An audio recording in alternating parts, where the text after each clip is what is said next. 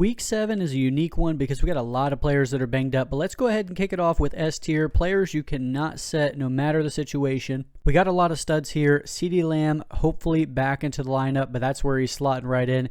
Justin Jefferson back off bye. Now let's go ahead and get into A tier because that's when it gets juicy. You see our man right there, Rashee Rice. He gets to play the Las Vegas Raiders. It is the 5th easiest matchup for wide receivers. And again, if you're new here, you see the green around the player. That means they have a top 6 easy matchup. Red around a player like JSN, top 6 hardest matchup.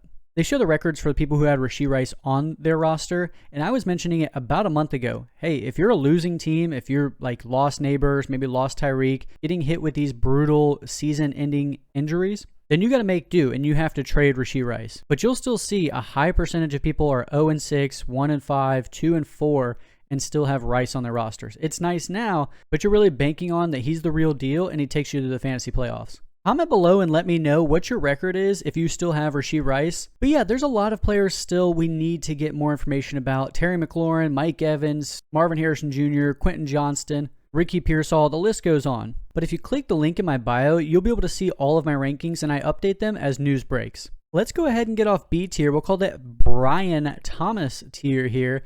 He gets to play the Rams. Now I mentioned the week before, he's coming off his best game so far on the season, and then he came out. I moved him up over and over and over on my rankings as I saw that Seahawks defenders were going out. And then as you saw, he blew up. I could be mistaken, but I believe he had a touchdown called back as well. But nevertheless, Brian Thomas is looking like the Brian Thomas we drafted just a couple months ago. Next up in B tier, we have Jalen Waddle versus the Cleveland Browns. Jalen Waddle without Tyreek Hill has been basically a smash play each and every single week. So just keep throwing him back into your lineups and reap the benefits.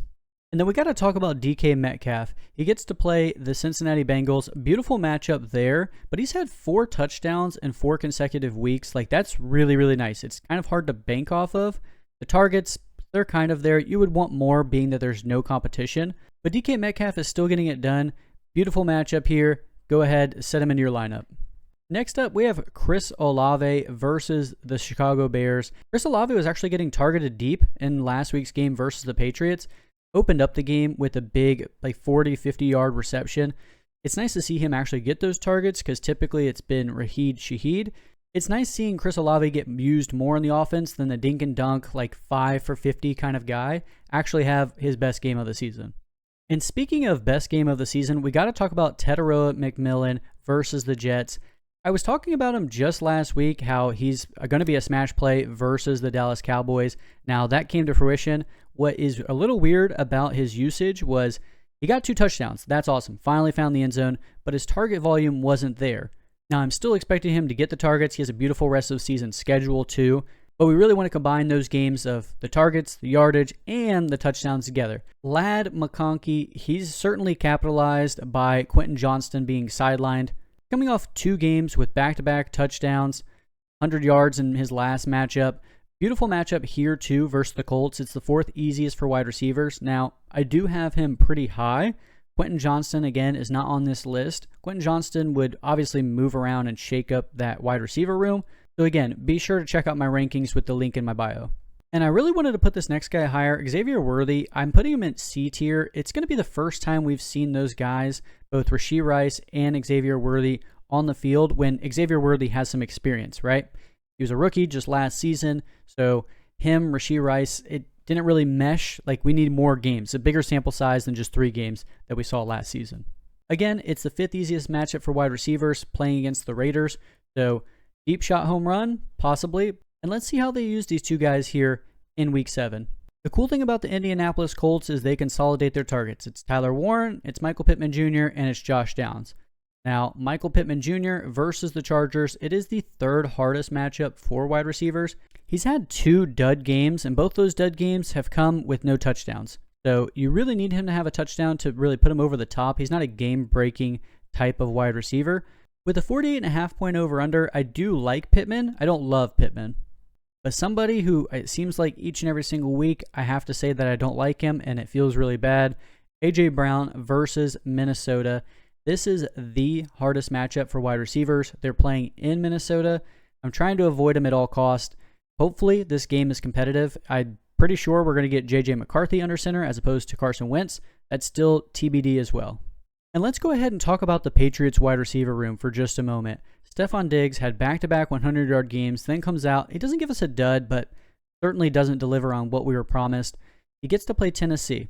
Now, the Patriots wide receiver room, I'm treating that more and more like the Green Bay Packers, where just like Jordan Love, Drake May is passing the ball to the open receiver. Now, that's good for the NFL. That's not necessarily good for fantasy. And we saw that on display just in Week 6. You had Kayshon Boutte get a touchdown. You had Demario Douglas have a game as well. You'll see those names a little bit later in the list. I like Diggs the most, but again, you are gambling and playing with fire with these guys.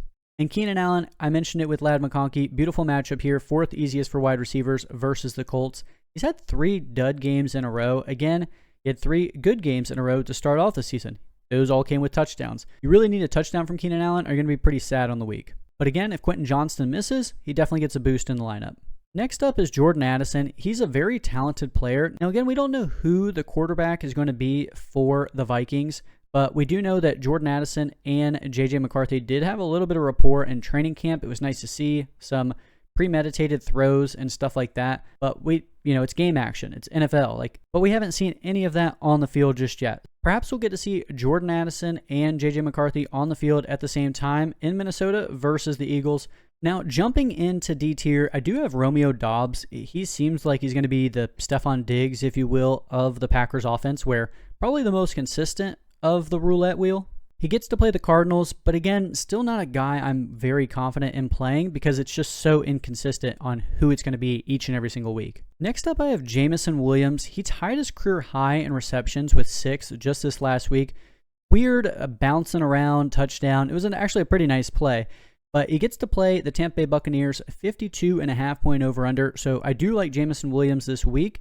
Again, always a threat for a big touchdown, but you just have to know the volume usually isn't typically there. And it seems like forever since we saw Wan'Dale Robinson, but he does play in Denver. They are second best against wide receivers. Does he get the Pat Surtain treatment? Not a great matchup. I know he's coming off a big game, but I'm not trying to chase that. Now, here is somebody who's coming off another big game. Again, back-to-back 100-yard games means you shouldn't be on the waiver wire. It's Mr. Necessary. It's Kendrick Bourne. He gets to play the Atlanta Falcons, and I mentioned this in one of my live streams, but the Atlanta Falcons need to be looked at as an elite defense. They're 6th hardest against the wide receiver. They're even stronger against quarterbacks, running backs, and tight ends. So again, if Mr. Necessary is called upon, and Ricky Pearsall is out, and we're missing a lot of players, then I'm fine flexing him. But there's a lot of things that need to fall into place before Kendrick Bourne should be falling into your lineup. Now, I talked about T. Higgins getting a quarterback upgrade. Was it an upgrade? It seems like it, at least a little bit. It at least benefited T. Higgins. Now, he gets to play Pittsburgh. T. Higgins, I talked about it, him having 3 receptions or less in each and every single game. Then he comes out and has one of his better games of the season. He's obviously talented, and it's not a T. Higgins problem. It's just I want to see more than one game with Joe Flacco before I feel any sort of confidence throwing him into lineups. Now, there are a lot of guys in E tier, but I'm going to talk about some of the guys that stick out the most to me. Starting off with Sterling Shepard versus Detroit. Again, 52.5 point over-under. It's the 6th easiest matchup for wide receivers. We don't even know right now if Mike Evans is going to play. We're hopeful, as well as the Bucs are, that he practices this week. But we already know we have no Bucky Irving. We have no Chris Godwin. Most likely no Emeka Egbuka. So Sterling Shepard should be the next man up. If you want to take your shot with Tez Johnson or Cameron Johnson, I'm perfectly fine with that as well. Josh Downs versus the Chargers. It is the 3rd hardest matchup for the wide receivers. Devonta Smith plays in Minnesota. It is the hardest matchup for wide receivers. Again, you hope the game is competitive so that they have to pass the ball. Otherwise, Devonta Smith is usually a second thought. Jerry Jeudy got 13 targets here this last week. Do I expect Dylan Gabriel to throw it 50+ times each and every single game? No, I do not. And then I lumped in both Kayshon Boutte and Demario Douglas. If you want to chase those games, that's perfectly fine. Again, those guys are basically just scratcher lottery tickets, and you hope you win. Just a few guys, but I want to mention some stats about them. Travis Hunter came off a season high in snap share, so that is encouraging, especially with Brenton Strange sidelined.